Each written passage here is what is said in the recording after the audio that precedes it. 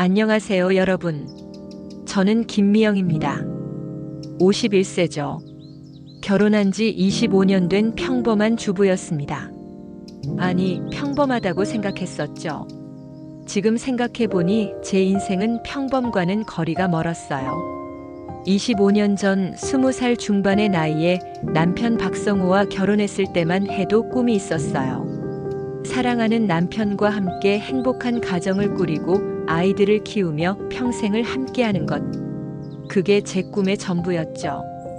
별거 아닌 꿈이라고요?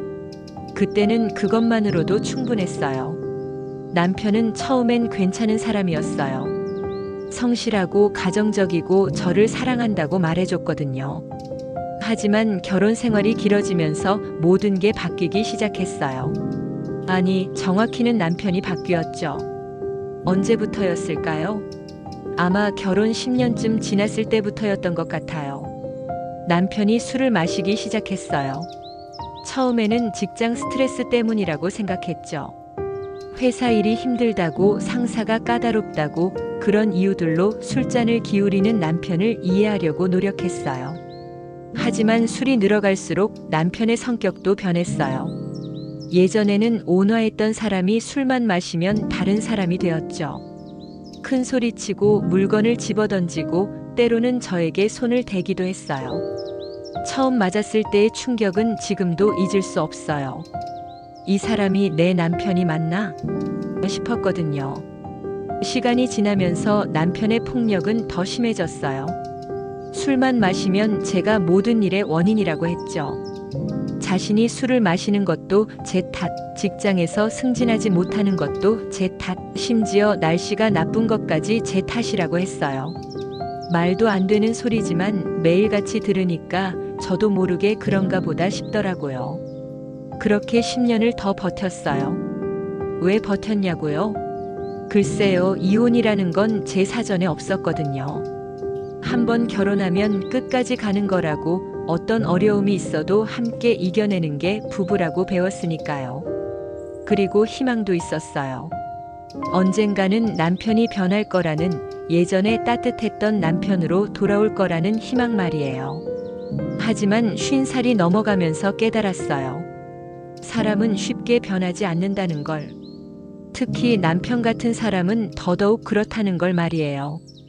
결정적인 사건은 작년에 일어났어요. 남편이 또 술에 취해서 저를 때리던 중에 이웃에서 신고를 했어요. 경찰이 왔고 저는 병원에 실려갔죠. 갈비뼈 2대가 부러졌거든요. 그때 의사가 그랬어요. 이런 상처는 상당한 충격이 있어야 생기는 건데 괜찮으세요? 라고요. 괜찮냐고요? 하나도 괜찮지 않았어요. 몸도 아팠지만 마음이 더 아팠죠. 51세의 남편한테 맞아서 병원에 실려온 제 자신이 너무 초라했어요. 이게 제가 꿈꿨던 결혼 생활인가 싶더라고요. 그런데 더 충격적인 건 그 다음에 알게 된 사실이었어요. 남편에게 여자가 있었던 거예요. 아니, 정확히는 여자들이 있었다고 해야겠네요. 한 명이 아니었거든요. 어떻게 알았냐고요? 남편 핸드폰을 보게 됐어요. 우연히 말이에요. 화장실에 가면서 핸드폰을 놓고 간 거예요. 그런데 문자가 와서 화면이 켜진 거죠. 오빠 언제 만나? 이런 문자였어요. 처음에는 잘못 온 문자인 줄 알았어요. 하지만 호기심에 문자를 더 봤는데 정말 충격이었어요. 남편이 적어도 3명의 여자와 동시에 만나고 있었던 거예요. 그것도 꽤 오랫동안 말이에요. 문자 내용을 보니까 적어도 2년은 된 것 같더라고요. 제가 남편의 폭력에 시달리며 혼자 아파하고 있을 때 남편은 다른 여자들과 즐거운 시간을 보내고 있었던 거죠. 그 순간 정말 모든 게 무너지는 것 같았어요. 25년 결혼 생활이 한순간에 의미 없어진 거죠. 제가 바보였던 거예요. 남편이 변하길 기다리고 가정을 지키려고 노력하고 폭력을 참고 견뎠던 그 모든 시간들이 헛된 것이었던 거예요. 더 화가 난 건 남편의 태도였어요. 제가 따져 물어보니까 뻔뻔하게 대답하더라고요. 당신이 잘해줬으면 내가 왜 밖에서 위로를 찾겠어? 라고 말이에요. 자기가 바람 피운 것도 제 잘못이라는 거죠. 그때부터 남편이 노골적으로 이혼을 요구하기 시작했어요. 이제 그만 헤어지자. 서로 힘들잖아. 라고 말하면서도 정작 자신은 다른 여자들과 만나는 걸 그만두지 않았어요. 그러면서 저보고는 위자료도 별로 줄 수 없다고 집도 팔아서 반반 나누자고 하더라고요. 51세에 이혼이라니. 생각해 본 적도 없었어요. 아니, 생각하고 싶지 않았죠. 이 나이에 혼자가 된다면 뭘 하며 살까요? 직장 경험도 없고 특별한 기술도 없고 그냥 25년간 가정주부만 했던 저에게 이혼 후의 삶이란 상상도 할 수 없었어요. 게다가 경제적인 문제도 있었죠. 남편 월급으로 근근히 살아가는 형편인데 이혼하면 제가 받을 수 있는 건 정말 얼마 안 됐어요. 집값도 많이 오르지 않았고 남편 통장에 있는 돈도 그리 많지 않았거든요. 그걸로 어떻게 혼자 살아갈 수 있을까요? 친구들에게 고민을 털어놓았지만 별로 도움이 되지 않았어요. 어떤 친구는 그냥 이혼해. 그런 남편과 살 필요 없어. 라고 했고 다른 친구는 참고 살아. 이 나이에 이혼하면 더 힘들어. 라고 했어요. 정반대 조언이었죠. 시어머니는 어땠냐고요? 시어머니와는 평소에 왕래가 별로 없었어요. 남편이 집안과 거리를 두는 스타일이었거든요. 명절에나 얼굴 보는 정도였어요. 그런데 이런 상황에서 시어머니에게 무슨 말을 할 수 있겠어요? 밤마다 잠들지 못하고 생각했어요. 어떻게 해야 할까? 정말 이혼해야 할까? 아니면 계속 참고 살아야 할까? 51세의 제게 남은 선택지가 이것뿐일까? 그러던 어느 날 문득 이런 생각이 들었어요. 남편이 다른 여자들과 헤어지기만 한다면 예전처럼 살 수 있지 않을까? 남편도 나이가 들면서 철이 들 수도 있잖아요. 지금은 일시적으로 방황하는 거일 수도 있고요. 그렇다면 방법이 있지 않을까 싶었어요. 남편을 다른 여자들로부터 떼어놓을 방법 말이에요. 물론 쉬운 일은 아니겠지만 25년 결혼 생활을 포기하기에는 너무 아까웠거든요.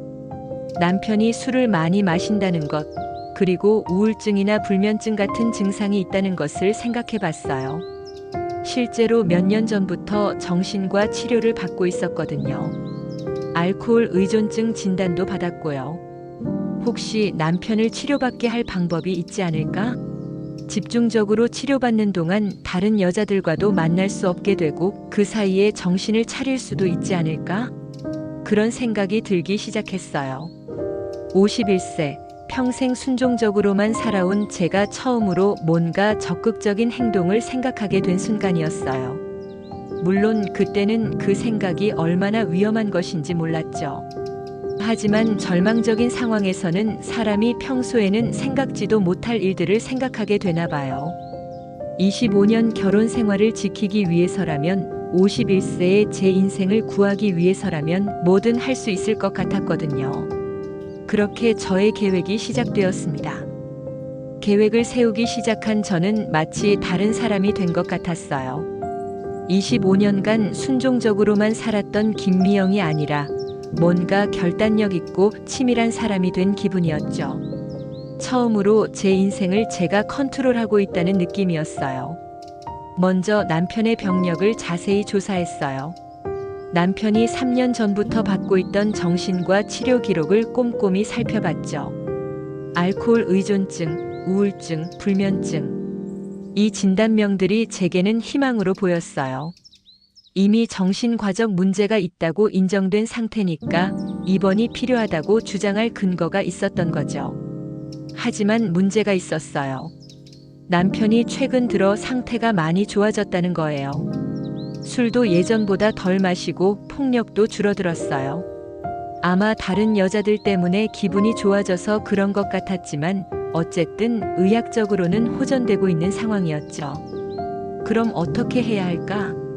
고민하던 중에 해결책을 찾았어요. 바로 시어머니였어요.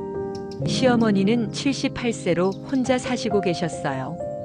평소 아들인 남편과는 별로 연락하지 않으셨지만 그래도 아들은 아들이잖아요. 특히 아들이 위험하다고 하면 가만히 있을 분이 아니었어요. 저는 시어머니께 전화를 드렸어요. 어머님 안녕하세요. 성호 때문에 연락드렸어요. 어머 미영아. 무슨 일이야? 목소리에 당황하시는 게 느껴졌어요. 평소에 연락하지 않던 며느리가 갑자기 전화했으니까요. 어머님, 사실 성호가 요즘 상태가 너무 안 좋아요. 술을 너무 많이 마시고 저한테 폭력도 심해지고. 뭐? 폭력? 시어머니 목소리가 놀라시는 게 확실히 들렸어요. 네, 어머님. 이번에도 제가 병원에 실려갔었어요. 갈비뼈가 부러졌거든요. 물론 과장된 표현이었어요. 갈비뼈는 부러진 게 맞지만 그건 몇 달 전 일이었거든요. 하지만 시어머니는 모르시는 일이니까요. 어머, 그런 일이 있었구나. 왜 진작 말하지 않았어? 어머님께 걱정 끼쳐드리고 싶지 않아서요. 그런데 이제는 정말 견딜 수가 없어요. 성호가 환청까지 듣는다고 하더라고요. 환청은 완전히 지어낸 이야기였어요. 하지만 효과는 확실했죠. 환청? 우리 아들이? 네, 자꾸 누군가 자기를 욕한다고 감시한다고 그래요. 그래서 더 술을 마시고 저한테 화풀이를 하는 것 같아요. 시어머니가 한참 침묵하시더니 말씀하셨어요. 그럼 어떻게 해야 하지? 바로 이거였어요. 제가 기다렸던 반응이었죠. 어머님, 사실 병원에서도 입원 치료를 권했어요. 집중적으로 치료받지 않으면 더 위험해질 수 있다고 하더라고요. 입원? 정신병원에? 네, 어머님. 저도 처음에는 반대했어요. 하지만 의사 선생님이 지금 상태로는 본인뿐만 아니라 가족들도 위험하다고 하시더라고요. 시어머니가 또 침묵하셨어요. 저는 마지막 한 방을 준비했어요. 어머님, 저는 이 결혼 생활을 포기하고 싶지 않아요. 25년을 함께 살았는데 성호가 아파서 그런 거라면 치료받게 해서라도 예전의 성호로 돌아오게 하고 싶어요. 이 말이 결정타였어요. 시어머니는 며느리가 아들을 치료받게 하려고 노력한다고 생각하신 거죠. 그래, 미영아. 내 말이 맞다. 우리 아들 치료받게 해야지. 성공이었어요. 시어머니의 동의를 받아낸 거죠. 다음 단계는 병원을 물색하는 일이었어요. 어떤 정신병원이 좋을까? 너무 유명한 곳은 안 됐어요. 의사들이 너무 꼼꼼해서 제 계획이 들통날 수 있었거든요. 그렇다고 너무 허술한 곳도 안 됐어요. 남편이 쉽게 빠져나올 수 있으니까요. 인터넷으로 여러 병원을 찾아봤어요. 마침 집에서 그리 멀지 않은 곳에 적당한 규모의 정신병원이 있더라고요. 폐쇄병동도 있고 가족의 요청으로 응급입원이 가능한 곳이었어요. 병원에 전화해서 상황을 설명했어요. 물론 남편의 상태를 심각하게 과장해서 말이에요. 환자가 알코올 의존증과 우울증이 있고 최근 들어 폭력성과 환청 증상을 보이고 있어요. 가족들이 위험해서 응급입원이 필요한 상황입니다. 병원 상담 직원이 말했어요. 가족분의 동의서가 있으시면 응급입원이 가능합니다. 하지만 환자 본인이 거부하면 어려울 수 있어요.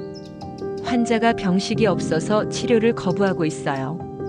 그래서 더 위험한 상황이고요. 그럼 이런 경우에는 응급이송 서비스를 이용하시는 게 좋겠어요. 저희 병원과 연계된 업체가 있거든요. 응급이송 서비스라니 처음 들어보는 거였어요. 알고 보니 정신과 응급 환자들을 전문적으로 이송하는 업체가 있더라고요. 환자가 거부해도 가족의 요청과 의사의 판단이 있으면 강제로라도 병원에 데려다주는 서비스였어요. 완벽했어요. 제가 직접 남편을 병원에 데려갈 필요도 없고 전문가들이 알아서 해주는 거였으니까요. 이송업체에도 연락했어요. 상황을 설명하니까 가능하다고 하더라고요. 가족의 동의서와 의사의 소견서만 있으면 된다고 했어요. 의사 소견서는 어떻게 구할까? 남편이 다니던 정신과에 가서 상황을 설명했어요. 역시 남편의 상태를 심각하게 과장해서 말이에요. 최근에 환청이 심해지고 폭력성도 늘어났어요. 집에서 더 이상 돌볼 수 없을 것 같아요. 의사가 말했어요. 하지만 지난번 진료 때는 상태가 많이 좋아지고 있다고 했는데요. 순간 당황했지만 준비해둔 답변이 있었어요. 집에서는 다르게 행동해요. 병원에서는 괜찮은 척하지만 집에 오면 완전히 달라져요. 의사가 고민하더니 소견서를 써주었어요. 가정에서의 관리가 어려운 상태로 입원 치료가 필요함이라고 적혀 있었어요. 모든 준비가 끝났어요. 시어머니의 동의서, 의사의 소견서, 응급이송 서비스 예약까지. 이제 실행만 남았죠. 실행 날짜는 2010년 5월 15일로 정했어요. 토요일이었어요. 남편이 집에 있을 가능성이 높은 날이었죠. 게다가 그날은 남편이 좋아하는 축구 경기가 있는 날이기도 했어요. 집에서 맥주 마시며 축구 볼 가능성이 높았거든요. 계획대로 그날 오후 남편은 집에서 맥주를 마시며 축구를 보고 있었어요. 평화로운 모습이었죠. 전혀 정신병원에 강제 입원당할 사람 같지 않았어요. 저는 화장실에 간다고 하고 응급이송팀에 전화했어요. 지금 오세요. 환자가 집에 있어요. 30분 후 초인종이 울렸어요. 응급이송팀이 온 거였죠. 남편이 문을 열었어요. 누구세요? 응급의료진입니다. 신고가 들어와서 왔습니다. 남편이 당황했어요. 신고? 무슨 신고요? 그때 제가 나섰어요. 여보, 당신 상태가 안 좋다고 해서 병원에서 와주셨어요. 뭐? 미영아, 이게 무슨 소리야? 남편이 화를 내기 시작했어요. 하지만 이미 늦었죠. 응급이송팀은 훈련받은 전문가들이었어요. 남편이 저항하자 재빨리 제압했어요. 안 돼. 놓으세요. 저는 정상이에요. 남편이 소리쳤지만 소용없었어요. 응급이송팀은 남편의 손을 묶고 구급차에 태웠어요. 마치 범죄자를 체포하는 것 같았어요. 구급차가 떠나는 걸 보면서 저는 복잡한 심경이었어요. 한편으로는 계획이 성공해서 기뻤지만 다른 한편으로는 이게 정말 옳은 일인지 의구심이 들기도 했어요. 하지만 이미 시작된 일이었어요. 남편은 정신병원 폐쇄병동에 입원했고 저는 면회를 갔어요. 미영아, 왜 이런 짓을 했어? 나를 여기서 빼내줘. 남편이 다급하게 말했어요. 하지만 저는 냉정하게 대답했어요. 여보, 당신이 치료받아야 해요. 의사 선생님도 입원이 필요하다고 하셨어요. 무슨 치료야? 나는 정상이라고. 남편이 소리쳤지만 병원 직원들은 익숙한 듯 반응했어요. 아마 이런 환자들을 많이 봤나 보더라고요. 의사와 상담할 때도 저는 남편의 상태를 계속 과장해서 설명했어요. 집에서는 환청 때문에 혼자 중얼거리고 저한테 폭력을 휘둘러요. 주변 사람들한테도 피해망상이 심해서 자꾸 시비를 걸어요. 의사가 남편을 진료한 후 말했어요. 환자분이 지금은 안정되어 보이지만 가족분 말씀을 들어보니 집에서는 상태가 심각하네요. 일단 일주일 정도 입원해서 관찰해 보겠습니다. 성공이었어요. 남편이 최소 일주일은 병원에 갇혀 있게 된 거죠. 그 사이에 다른 여자들과 만날 수도 없고 제 말을 들을 수밖에 없는 상황이 된 거였어요. 집으로 돌아오는 길에 저는 승리감을 느꼈어요. 25년 만에 처음으로 남편을 제압한 거였어요. 순종적으로만 살았던 51세 김미영이 아니라 자신의 운명을 스스로 결정하는 강한 여자가 된 기분이었죠. 그날 밤 혼자 있는 집에서 저는 계획의 다음 단계를 생각했어요. 남편이 입원해 있는 동안 다른 여자들에게 연락해서 관계를 정리하게 만들어야 했어요. 그리고 남편이 퇴원할 때쯤이면 정신을 차리고 가정으로 돌아올 거라고 확신했어요. 완벽한 계획이었어요. 아무도 의심하지 않았고 모든 게 합법적이었어요. 남편을 납치한 게 아니라 치료받게 한 거였으니까요. 하지만 제가 놓친 게 하나 있었어요. 남편도 포기하지 않을 거라는 사실을 말이에요. 이틀 후 병원에서 전화가 왔어요. 환자가 병원에서 나갔습니다. 네, 그게 무슨 말이에요? 3층 흡연실 창문으로 뛰어내려서 도망갔습니다. 지금 찾고 있는데 보이지 않아요. 순간 머리가 하얗게 변했어요. 남편이 탈출했다는 거였어요. 그것도 3층에서 뛰어내려서 말이에요. 얼마나 절망적이었으면 3층에서 뛰어내렸을까? 순간 죄책감이 몰려왔어요. 하지만 동시에 두려움도 느꼈어요. 남편이 돌아오면 어떻게 될까? 그리고 그날 밤 남편이 집으로 돌아왔어요. 다행히 크게 다치지는 않았지만 분노로 가득한 얼굴이었어요. 김미영, 이제 진짜 끝이야. 남편이 소리쳤어요. 그 순간 저는 알았어요. 제 계획이 완전히 실패했다는 걸, 그리고 이제 정말 큰일이 났다는 걸 말이에요. 남편이 집으로 돌아온 그날 밤 저는 죽을 것 같았어요. 분노로 가득한 남편의 얼굴을 보는 순간 이제 정말 끝났구나 싶었거든요. 3층에서 뛰어내릴 정도로 절망했던 사람이 저를 어떻게 할지 뻔했으니까요. 김미영, 너 완전히 미쳤구나. 남편이 소리치며 저에게 달려들었어요. 하지만 그 순간 이상한 일이 일어났어요. 예전 같았으면 무서워서 떨었을 텐데 그날은 달랐어요. 오히려 화가 났어요. 미쳤다고. 25년 동안 당신 폭력에 시달리고 바람 피우는 걸 참고 살았던 내가 미친 거야? 제 입에서 나온 말에 저 자신도 놀랐어요. 평생 순종적으로만 살았던 제가 남편에게 이렇게 맞서다니. 뭐? 바람? 증거나 있어? 남편이 뻔뻔하게 대답했어요. 그 순간 저는 깨달았어요. 이 사람은 절대 변하지 않을 거라는 걸. 그리고 제가 바보였다는 걸 말이에요. 증거? 당신 핸드폰에 다 있잖아. 3명이나 되는 여자들과 주고받은 문자들 말이야. 남편 얼굴이 굳어졌어요. 들킨 거죠. 그것도 모자라서 저한테는 이혼하자고 하면서 다른 여자들한테는 언제까지 기다려달라고 했지? 다 봤어. 남편이 할 말을 못하고 있는 사이 저는 계속 말했어요. 25년 동안 당신을 위해 살았어. 꿈도 포기하고 직장도 포기하고 오직 가정만 생각하며 살았다고. 그런데 이게 내가 받을 대가야? 그때 남편이 다시 화를 내기 시작했어요. 그래도 남편을 정신병원에 가둘 수는 없는 거 아니야. 너 완전히 범죄자야. 범죄자라는 말에 순간 움찔했어요. 하지만 곧 정신을 차렸죠. 그래, 내가 범죄자야. 그럼 당신은 뭐야? 25년 동안 아내를 폭행하고 바람 피우고 정신적으로 학대한 당신은 뭐라고 불러야 해? 남편이 대답하지 못했어요. 그 순간 저는 확신했어요. 이 결혼 생활은 정말 끝이라는 걸 말이에요. 다음 날 남편이 경찰서에 신고를 했어요. 저를 고발한 거죠.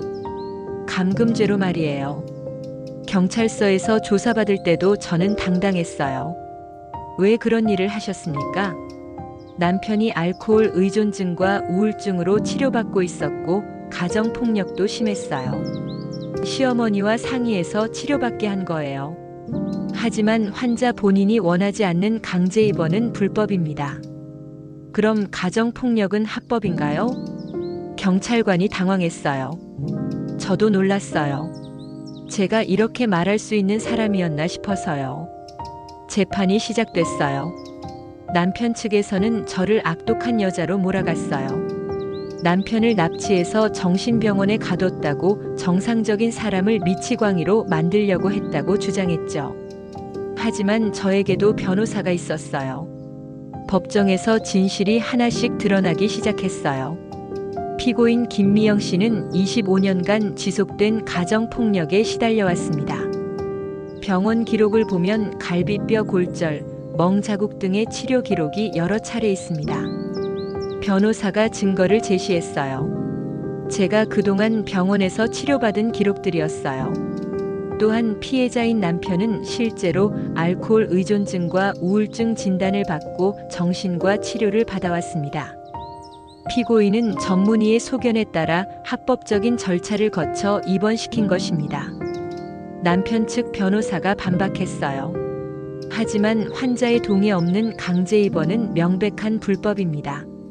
그때 제 변호사가 결정타를 날렸어요. 환자의 어머니인 김 씨의 동의서가 있습니다. 가족의 요청에 의한 정당한 의료 행위였습니다. 법정이 조용해졌어요. 남편도 할 말이 없었죠. 그때 제가 일어나서 말했어요. 판사님, 저는 25년 동안 참고 살았습니다. 남편의 폭력도 모욕도 외도도 모두 참았어요. 가정을 지키기 위해서였어요. 하지만 이제는 알겠어요. 어떤 가정이든 지킬 가치가 있는 건 아니라는 걸요. 제 목소리가 떨리고 있었지만 계속 말했어요. 51세에 처음으로 제 자신을 위해 뭔가를 했어요. 방법이 잘못됐을 수도 있지만 저는 후회하지 않아요.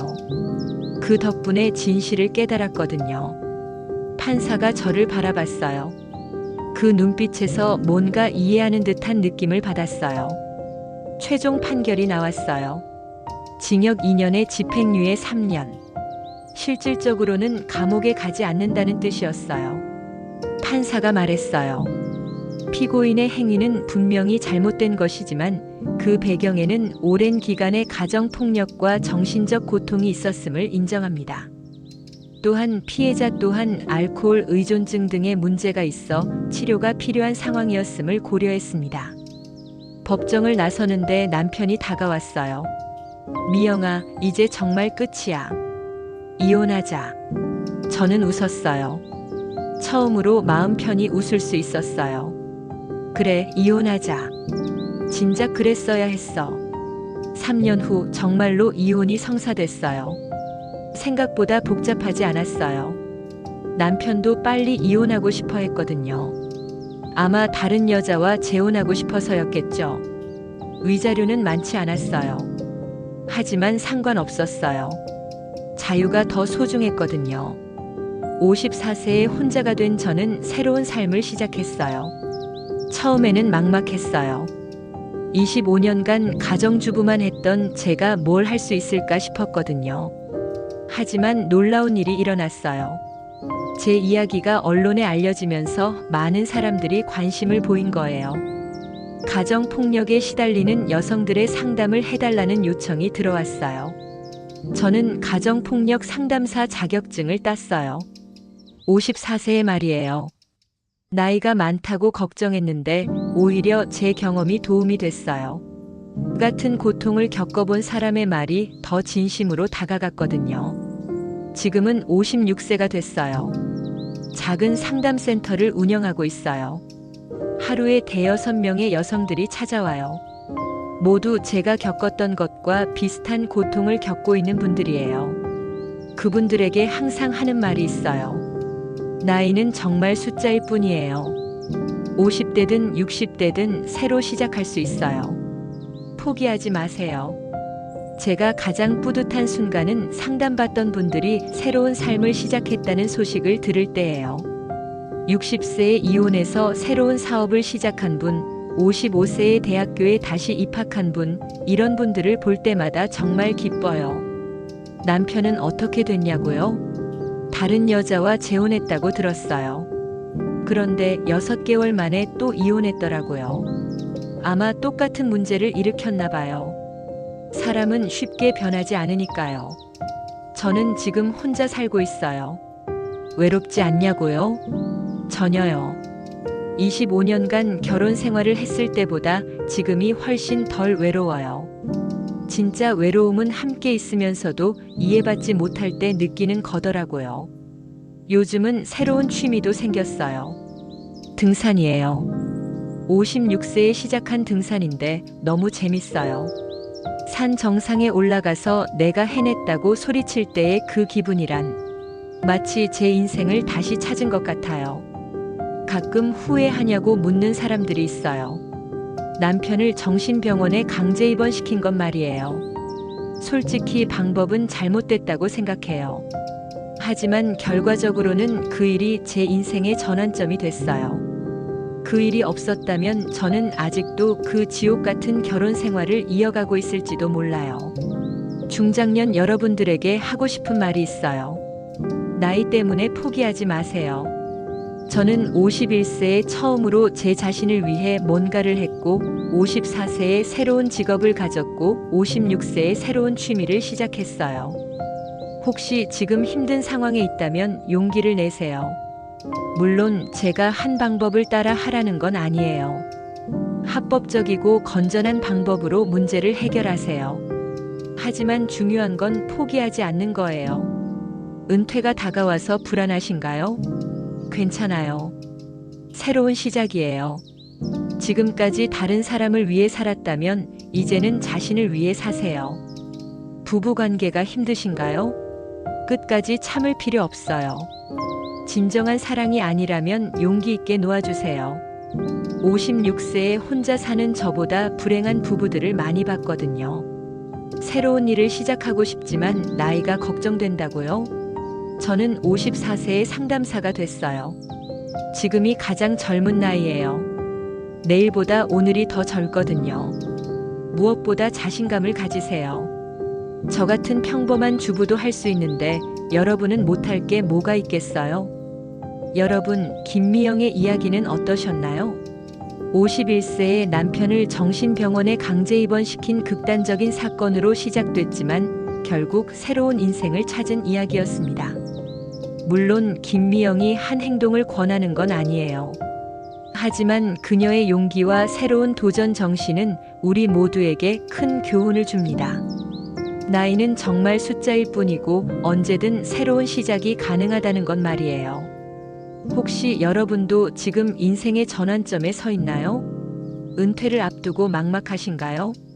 아니면 오랫동안 참아온 문제가 있으신가요? 김미영처럼 용기를 내세요. 물론 합법적이고 건전한 방법으로 말이에요.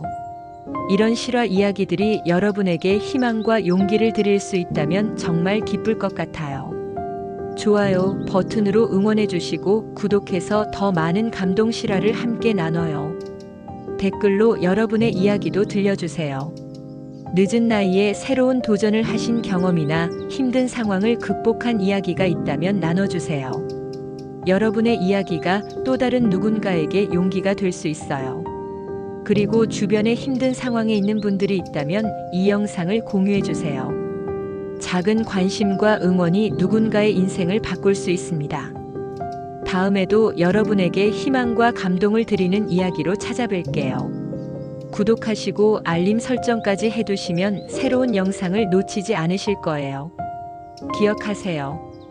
56세에도 66세에도 76세에도 새로운 시작은 가능합니다. 포기하지 마시고 자신을 믿고 도전하세요. 오늘도 끝까지 시청해 주셔서 감사합니다.